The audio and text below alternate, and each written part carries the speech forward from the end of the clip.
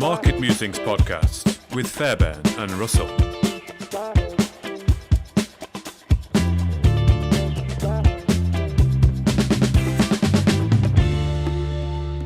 Welcome to the Market Musings podcast at the end of the week on a Friday on a glorious day where I am, anyway, a glorious evening, but I don't think it's evening time for our guest today, Thomas Voyavoda, the founder of AGA. How are you, Thomas, and where are you calling from?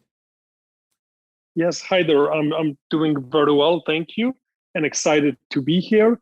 I am calling in from Seattle, and it's the morning here, but it looks like another beautiful day. So Seattle. Lucky. Yes, what a lovely place Seattle is. I've never been there myself, but it looks lovely, and people tell me it's lovely, and it's on my list to go and visit. I've not been that far west in the United States yet, but it's nice to have you joining us from Seattle, and of course, a less glamorous place, but equally as beautiful, Scotland. Yeah. Hi, Thomas. How we doing? Good to have you on. Thank you. Good to be here. Yeah, it's early evening here as well, and the sun's kind of disappeared, but that's kind of normal for Scotland. We're used to weather with no sun, but no, it's not been a bad day, so can't grumble. So how's things in Seattle before we start, Thomas? I mean, what's the COVID situation like? Are you back to normal, or is it still? Well, I don't think we'll ever be back to what it used to be. So I'm not sure it's the new normal. Things are starting to open up slowly, so you can still go out and have a dinner. It's just, of course, everyone wears masks when they go out, and there's still limited capacity at restaurants. And schools are coming back, and they are reopening, which is a big deal for parents because they've now just had kids at home for the last 6 months, and some of them are going crazy. Not myself, I'm quite lucky, but I know some parents are going crazy. But it's getting better. Yeah. I must admit, my kids went back to school this week as well, and that's the first time in it's probably 7 or 8 months. It's just crazy, but 7 or 8 months without school. Gosh. Yeah, and they'll be going on summer holidays soon as well, Mark. It's just crazy. But anyway, no, it's great to have you on, Thomas. And obviously, we'll talk about the project. I'm excited to be here in a few minutes. But what we like to do in the Market Musings podcast is find out a bit about the people behind the projects, because you can have the best projects in the world, but if you don't have the right people at the helm, then these projects will never succeed. So we like to sort of do a deep dive into your background. You can tell us a bit about your education, your childhood, where you're from, your first job, and basically take us right up to the point where you founded AGA, and that gives our listeners a nice background into the person behind the company. So really the floor is yours, Thomas, for the next 10, 15 minutes, or as long as you want, to tell us a bit about yourself, where it all started, for want of a better term. Yeah, no, I'm excited to share that with you. Perfect. So I'm happy to share. So I do have a somewhat of an unusual story. I was born in Poland, and when I was 7 years old, my family moved to Cuba.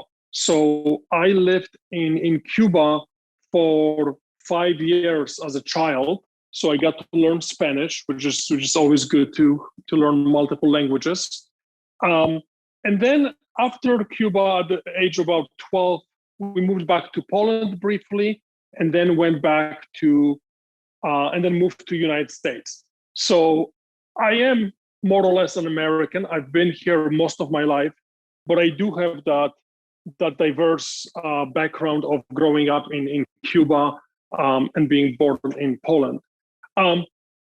Once in US, I did the typical thing. I went to high school, I went to college, I studied business and information technology. And then my career took me into the information technology space. So I'm in my 40s. So I graduated from university in 1996, right at the beginning of the dot-com boom. Yeah. And of course, I went to work. I moved to California. I moved to San Jose, and I went to work in IT, in technology, where I've spent the last 20, 25 years. Companies like Accenture, Microsoft, and customers, clients like Sony Electronics, etc. So very much a technology background. And then about 4 years ago, I've stumbled upon a group of friends who were mining Litecoin and Bitcoin. And of course, the conversations, one thing led to another, and I started mining myself. And that's always an interesting journey. I think GPU mining is the gateway drug. So it's really easy to GPU mine because all you need is a computer with a graphics card in it, and you can get started. And then immediately, you look at NiceHash or some other tools that people start with. You're seeing $1, $3 come in a day, and you start doing calculations in your head. Well, what if I had 5 of these graphics cards, right? So then you start building these GPU rigs, and heating up your house or your dorm room, like a lot of college students do. And once you have GPU rigs, you start, reading that an ASIC, a dedicated miner that mines Bitcoin or Litecoin, can, profit maybe $20 or $30 a day. So of course you go and buy a couple of those. And you can't run; they are loud, so you can't put them in your bedroom or your office, but you can put them in your garage. So you put them in your garage. And then, of course, within a couple weeks, you realize that it's driving your family, yourself, and your wife crazy. And that's the very, that's a path to a divorce, right? So you can't run ASICs in your garage, but a lot of people try. So, and so that's now 2018, and I end up buying a facility in Eastern Washington, where the energy comes from dams. It's a hydro, from hydro dams. So it's green energy. It's relatively inexpensive as compared to the rest of the world. Mm-hmm. I ended up buying a small facility, that I basically furnished with equipment to mine Bitcoin and Litecoin. So that was 2018. And then, of course, right after that, we had the bear market, which was fantastic. I mean, really what happened in the bear market in the last 3 years, it allowed people like myself and, really anyone on the Ethereum in the DeFi space to just focus on building. There wasn't this craziness, there wasn't this hype, no more ICOs. And people who had something to offer just started building better and better products. I started to expand my mining facility, upgrading miners, getting more automation implemented. And then, 6 months ago, when the market really, really took off, a lot of us were ready for it. Yeah. So that was exciting. So about 6 months ago, let me think, August of 2020, I decided to take AGA to the next level, because everything that I have done thus far has been at a small scale, mostly funded by me, and of course the revenue, the profits that were coming from mining. I decided to take AGA to the next level and raise funding, which we've done, and we have immediately invested the money that we have raised in August into new miners, which could not have been better in terms of timing. Yeah. At that time, in August of 2020, we were buying miners for less than $2,000 that today sell for $12,000. So the timing was perfect, and that is what really has now built the foundation under AGA to move, to allow us to grow and to propel us forward. Yeah. Just stepping back a few years, Thomas, it must have been quite a culture shock going from Poland to Cuba, because I imagine it's totally two different cultures and climates and just everything. It's like chalk and cheese. It's polar opposites almost, you would think. Absolutely. yes, just keep in mind that I was 7 years old, right? So as a 7-year-old, I don't think you are so set in your ways yet, and I think your brain is so much more open to different new things. Yeah. I didn't think of it as a culture shock. I thought about it as as an adventure. Yeah.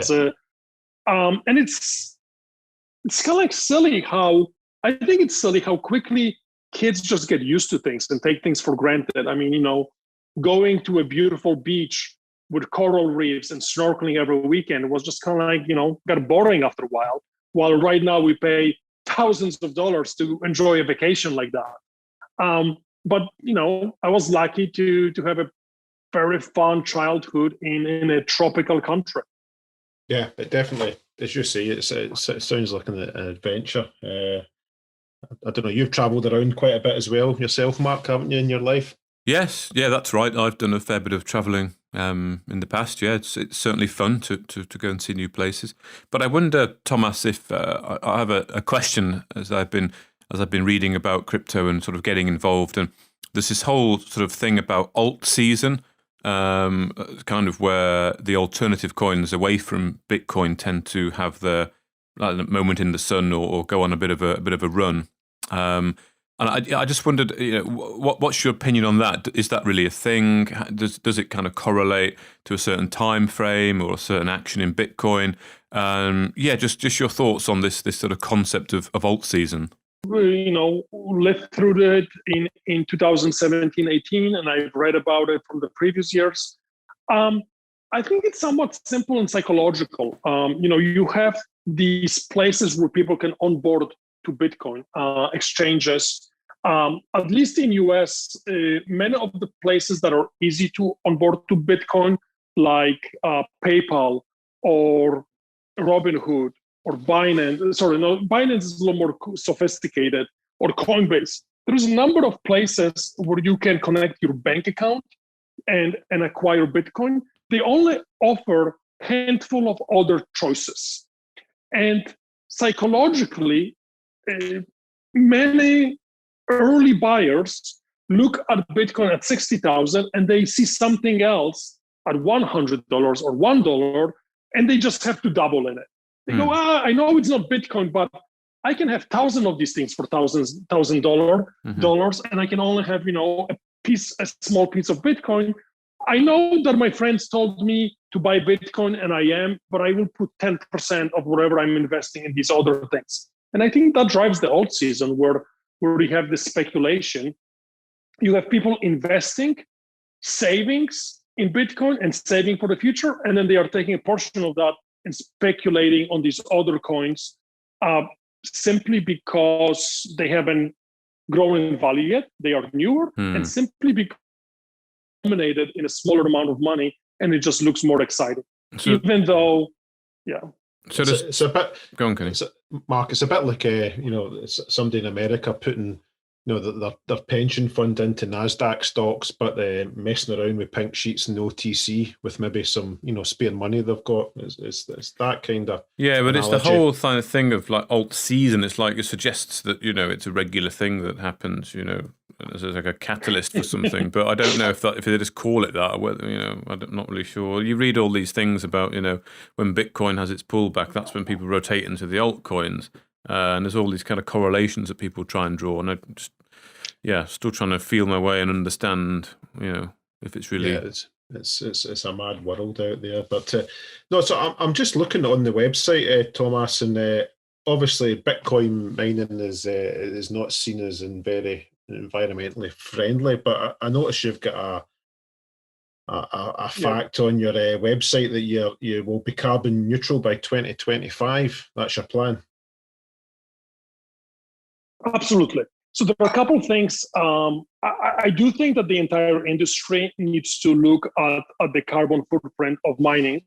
And of course, many arguments that there are many other industries, farming, etc., with much larger footprints. It doesn't matter. I think everyone has to think about the future and be responsible. So there are two ways to reduce the carbon footprint of mining. One of them is using green power, which a lot of that is the case in Canada and United States. Not all of our power is green, but in the Northwest and in Canada, a lot of it is coming from renewable resources, basically from dams and rivers. It's hydroelectricity. Yeah. And a big portion of our energy comes from there. The second thing that the industry needs to look at is carbon offsets. There are many ways that you can offset your carbon output.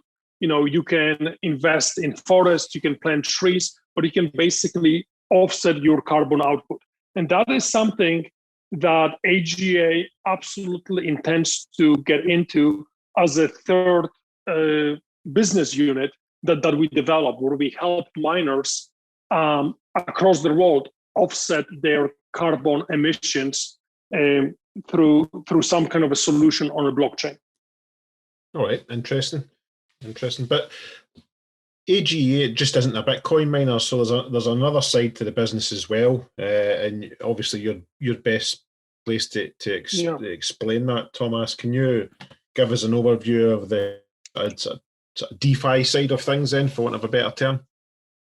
Absolutely, yes. So what has happened over the last few years with the growth of DeFi is that you can lock your capital in these different tools on the Ethereum and now Binance Smart Chain and Polygon blockchains that generate interest, generate yield. A lot of people refer to it as liquidity mining. By providing liquidity to these exchanges that have now popped up on these blockchains, such as Uniswap on Ethereum, or QuickSwap on Polygon, or CakeSwap on BSC, these exchanges to operate require funds to be locked in them, require liquidity, and many of them reward people for providing liquidity with tokens, with revenue.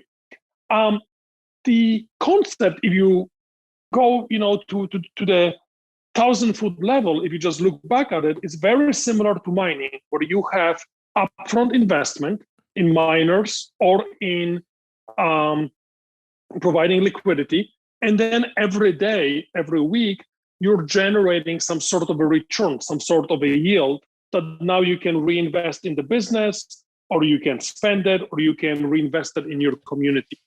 So conceptually, for us to go from just mining Bitcoin using a physical machine to liquidity mining Bitcoin or other tokens, because you can technically mine anything you want, as you can exchange very quickly, whatever you mine to whatever you want to end up with, was a very simple mental exercise. I may not have now physical machines, but I have my capital locked up on the blockchain that's generating very nice returns, 40, 50% on annual basis. Yeah, and sorry, when you go. No, and so we have just got into the second line of business, 2 months ago. We announced it 2 months ago. We just got into it.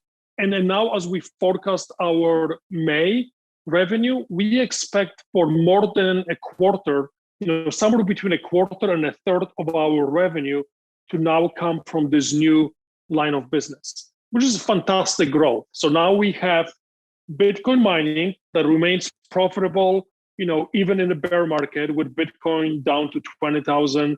I don't think we'll see it there, but Bitcoin mining, that's our cash cow, our profitable business, over the long term. And then we have these potentially higher risk investments that are generating very nice returns in the bull market. And of course, as the markets evolve, we can move from one to the other, right? We can choose to sell a lot of our liquidity that we have provided and buy additional Bitcoin miners when the price is right. So we are watching the dynamic there, and we will do that when miners become more affordable again. Yeah, so it's a very flexible sort of model you've got that can adapt to the current market situation. That's right.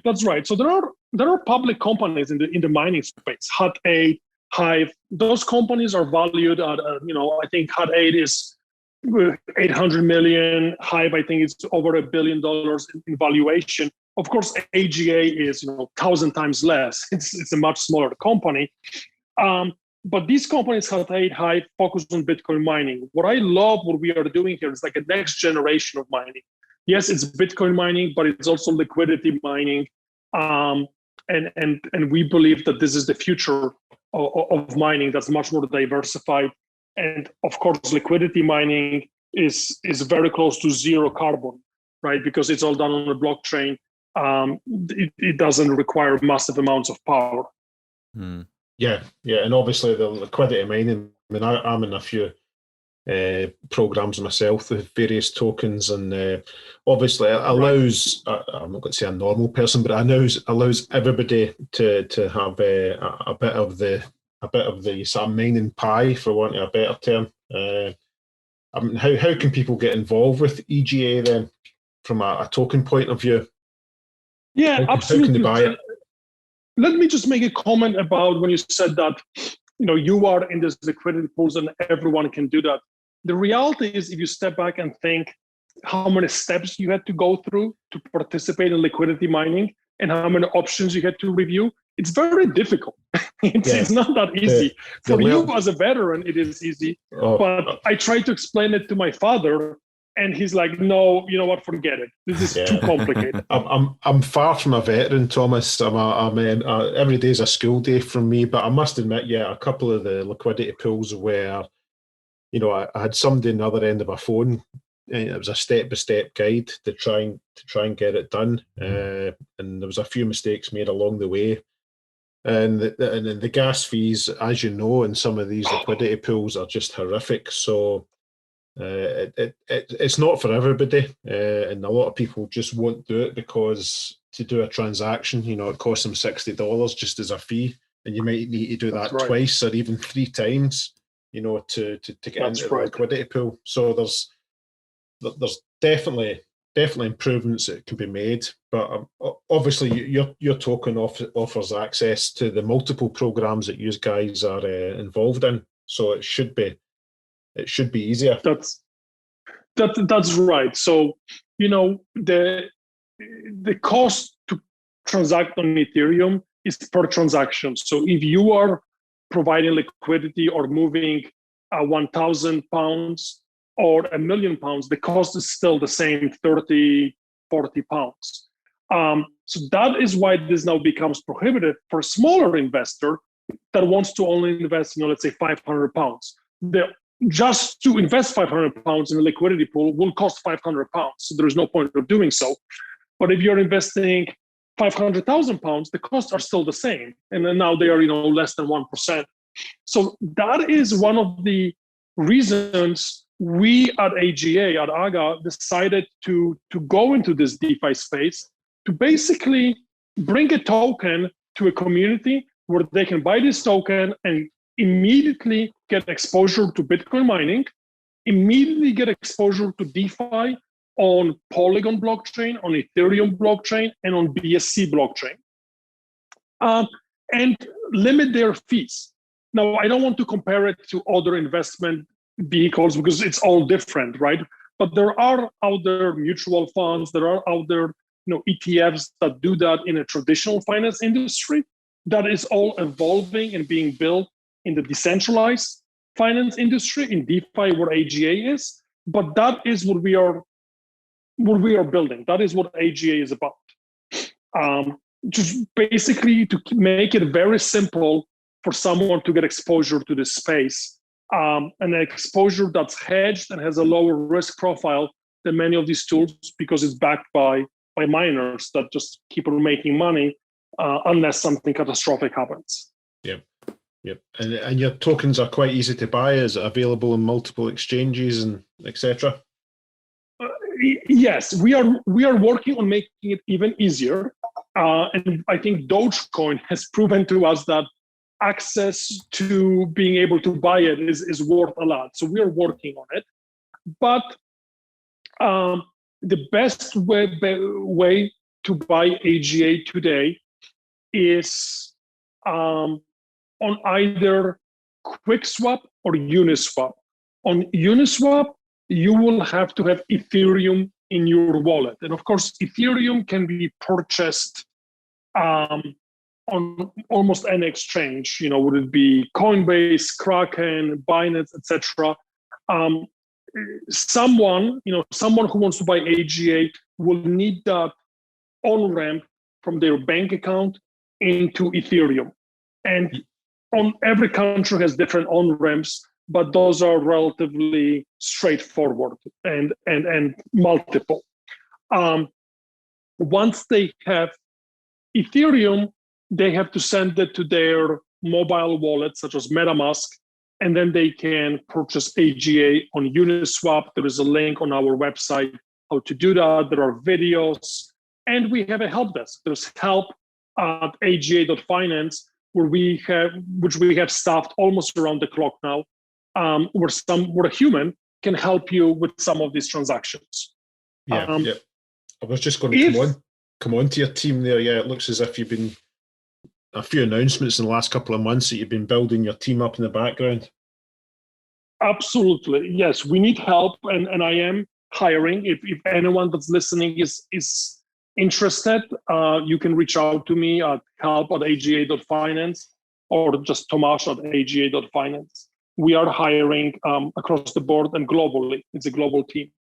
The second way to onboard to AGA is a little more complicated, but it's very attractive to people who would like to invest smaller amounts, and the Ethereum fees are still too high for them. There is an exchange that's called bitmax.io. I think recently, if you go to bitmax.io and it will open a page for Ascend. I think they've been recently renamed.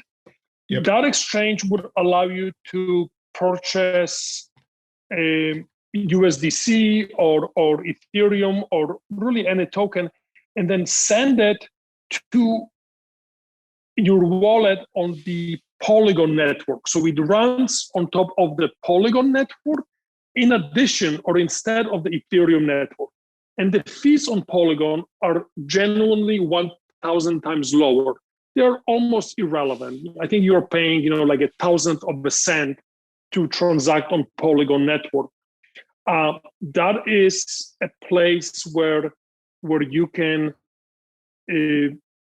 onboard and save yourself a lot of money on fees. And again, help@aga.finance. There is a team that can help you do that if you are interested. Yeah. I must admit, I've got the Ascend exchange myself, and I have sent money. I think it was. I'm trying to think. Was it Matic? Yes. Yeah. Matic is the native token of the Polygon network. Yeah. Another token that a lot of people are familiar with is USDC. It's a stable coin that's mapped 1-to-1 to $1, and that is a token that can be sent from Ascend to the Polygon/Matic network, and then you can transact there. I would highly recommend that people look at that. AGA is there, and there are a lot of good opportunities for liquidity mining on Polygon at this point. Yeah. What I actually liked about the small transaction fees was that I would send $10 first just to make sure everything worked, because I knew it wasn't going to cost a lot of money. And then once you got the confidence that only took 5 minutes for it to appear in your wallet, and then if you were sending 1,000, you would bang across 1,000 because you understood the process. And if it went wrong the first time, then it was only $10. It wasn't going to break your bankroll. So it's all a learning curve. It's a huge learning curve for me. And where did you buy it, Kenny? Buy what? Sorry, the AGA token. Oh, no, I've not got any AGA tokens at the moment. I'm just talking about in general, transferring from exchanges to other exchanges and wallets. Okay. Obviously, Ethereum can be very expensive with gas fees. So I always try to find ways of moving money about without incurring those gas fees. Because I've got an exchange as well, and I have a wallet, an offline wallet. But for AGA, then you can only buy on the Uniswap or the QuickSwap exchange. Yes, I don't want to complicate things. I mean, you can also buy on an exchange called 1inch. It's not technically an exchange; it's an aggregator that looks for the best price across multiple exchanges. Okay. So 1inch is another one on the Ethereum blockchain. But honestly, if you are starting, if you are new, I would recommend that you go the low fee option. I mean, Ascent is a decent exchange that's been around for a while, and ability to send your USDC or your Matic or Ethereum tokens to the Polygon/Matic network at almost no fee, and then transact there. That's very valuable. That's very useful. As you said, you can make mistakes. You can send $1, $10, not really worry about fees. Those things, and that's good for a person doing it for the first time, because you do want to be careful. Yeah, definitely. Yeah, that's what I liked about the low transaction. It allowed you to build up your confidence, because you can't just walk into this, and just pick up right away. It's you've got to have a lot of patience and be able to sit and, as you say, watch all these YouTube videos of how to do all these liquidity pools and all the different tricks of the trade. But I mean, it is doable. You just need to be very careful. But the liquidity pools are all about, like, it's like not selling. Is that what it is, Kenny? So liquidity pool, well, from my understanding is, so for instance, I have a token called a Luna, and basically I had to say I had 5,000 tokens and I wanted to put it into the Luna liquidity pool. I had to have the equivalent amount of Ethereum, and that would get into the liquidity pool. And for that, I would be rewarded with, tokens from the Luna program.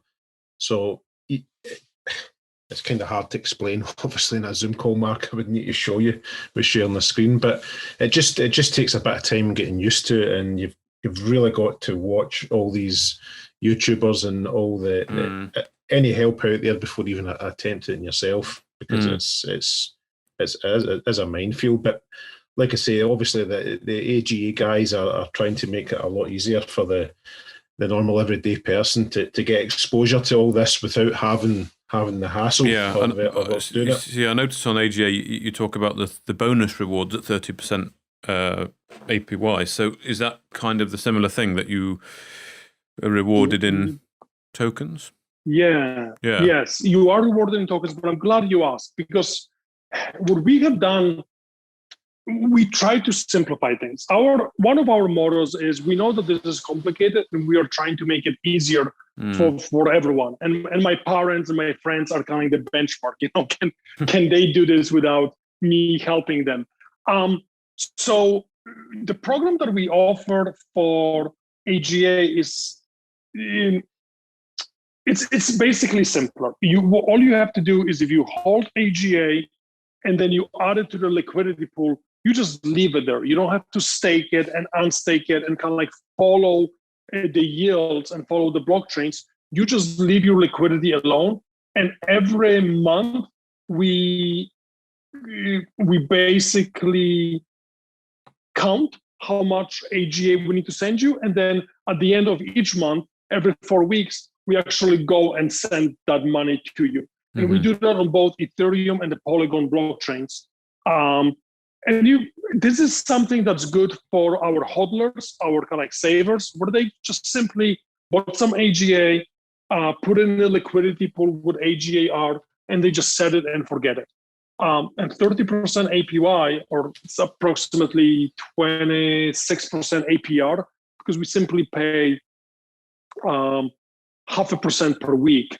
It's a very nice return, and you just get more and more AGA as your tokens sit there. Yeah, and obviously if the price of the token goes up as well, it compounds. So it's a double knock-on effect, isn't it? That's it. Yeah, absolutely. They can as they get more AGA, they can compound it, and that's how we get to that 30% APY. Now, so that's kind of like the level one, and then of course on QuickSwap, there's ability to stake those liquidity pool tokens, which is yet another step, and you have to engage every week or every 10 days and unstake and stake, but you can earn 40, 50% APY paid in the Quick token. So the more advanced users, the ones who are a little more hands-on and engaged, they tend to stake the liquidity tokens on QuickSwap to earn 50% APY. The less advanced users just leave it in AGA, AGAr liquidity pool, and they just let, they are more than happy with that 30% APY, which is still very good. Yeah, no, that is good. But to do the staking, then, what you have to be on the ball a bit more? Do you have to what? When you say stake and unstake, what do you sort of mean by that? You do. So the way that QuickSwap runs their liquidity, their staking, their rewards, is they used to run them in a 7, now they have moved to a 10-day cycles. So on QuickSwap, after 10 days, the pool ends, you have to unstake it, which the transaction takes about a minute, and it's almost free in terms of fees, but you have to do it manually.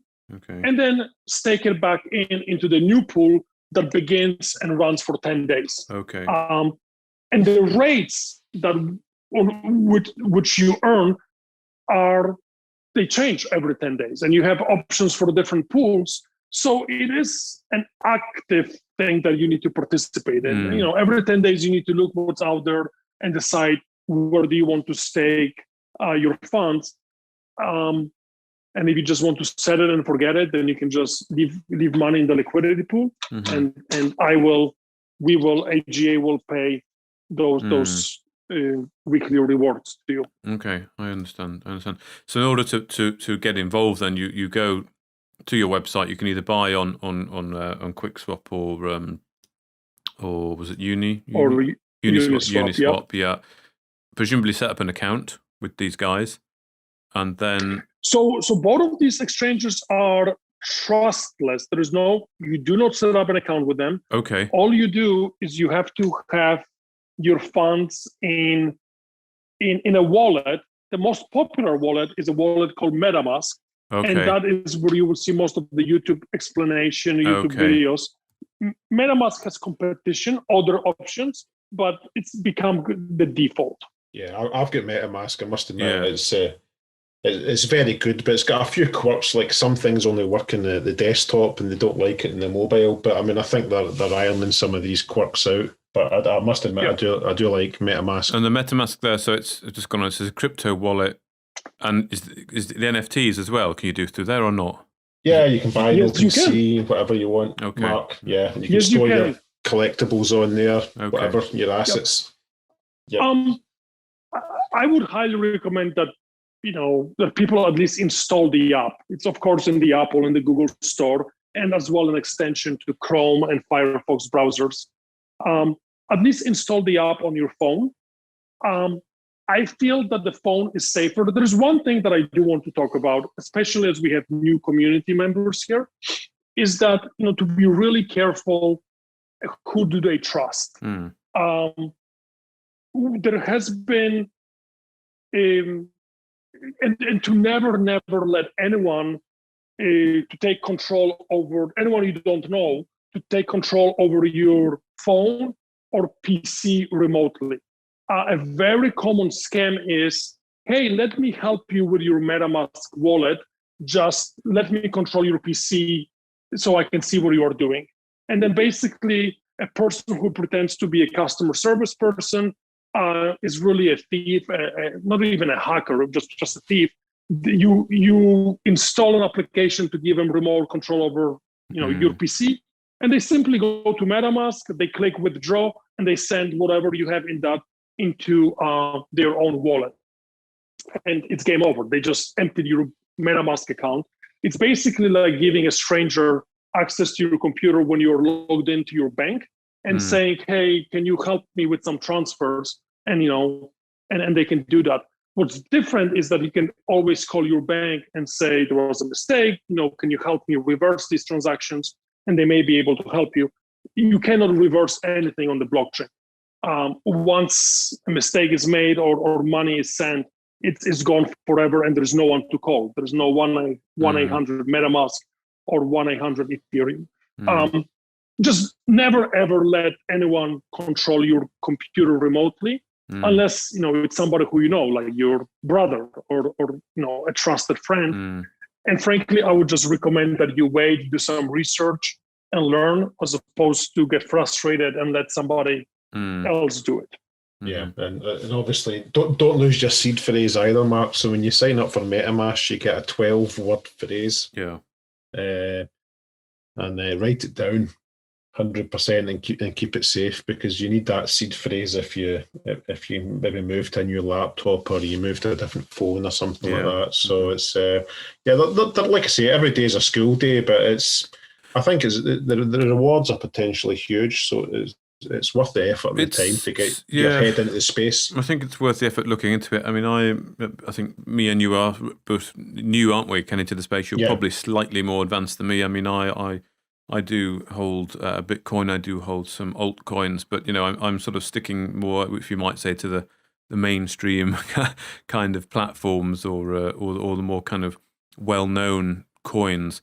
And I've not bought any NFTs. I've not gone down the kind of rabbit hole of NFTs or other tokens or staking or liquidity pools. But it's definitely something to learn.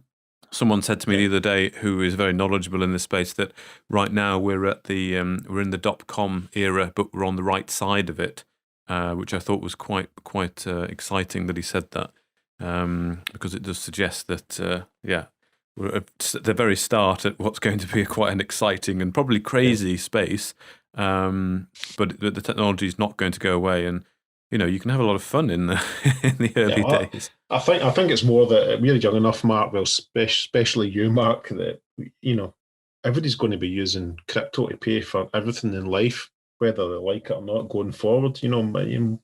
Fiat currency is disappearing. I can't remember the last time I had more than £100 in my wallet. Nobody carries cash anymore. It's just disappearing. So yeah, no, we definitely need to get used to it, because it's the way the world is going. But just before we finish off, Thomas, could you maybe give our listeners and any AGA token holders, sort of roadmap for the rest of the year? Obviously, we're nearly I don't know what is this, April, so we're sort of just Q2.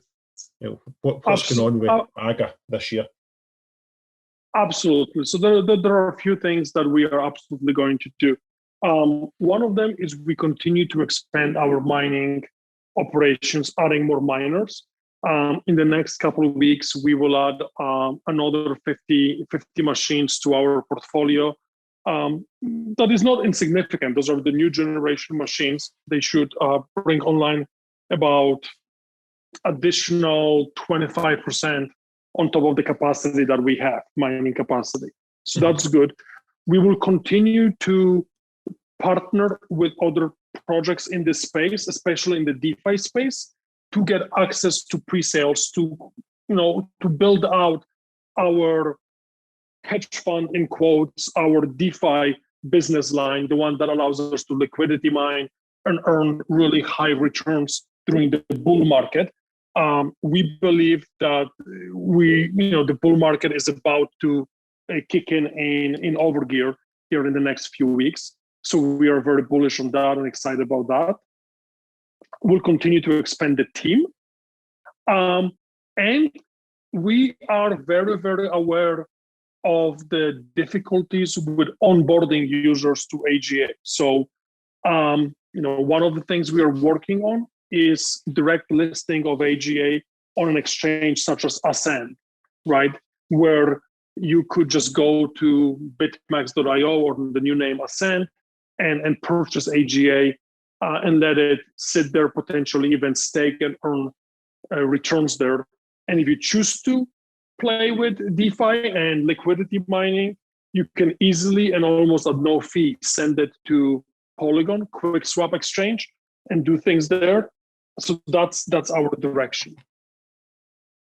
Yeah, that certainly sounds as if it's you're going to be busy. I must admit, I mean, I've got a token that I'm staking Ascend as well, and it's so easy. You just you get into the staking drop down and hit delegate, and you type in the amount of tokens you want to stake, and away it goes. and it's so easy. I mean, I think I've only staked that token for, I don't know, 4 or 5 days, and I think I've already earned 200. So it is nice and easy, especially if the token's on one of the major exchanges. It's just it's so easy to do. And I honestly, I'm not really concerned about the price. Obviously, the price of a lot of these tokens has been smashed over the last couple of weeks. So, but I'm in it for the staking. So I'm just quite happy to leave my tokens sitting there and just earning away, and the price will come back at some point. So no, it's fascinating. I mean, we could talk a lot longer than, I mean, that's almost come up in an hour nearly now.